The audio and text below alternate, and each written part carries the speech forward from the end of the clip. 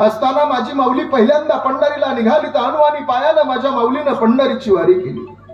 अरे पाय उन्हामध्ये भाजत होते म्हणून वडाची पानं पायाला बांधली आणि पहिली पंढरीची वारी माझ्या ज्ञानोबारायानं केली.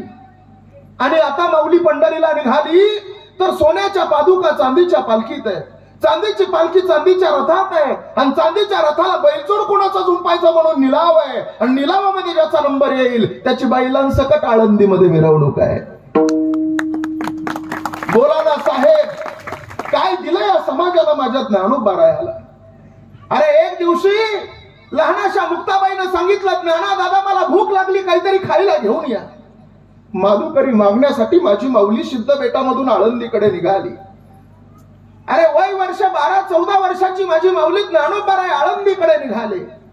आळंदी मधल्या लोकांच्या दारासमोर जाऊन ज्ञानोबारायानं भिक्षा मागितली.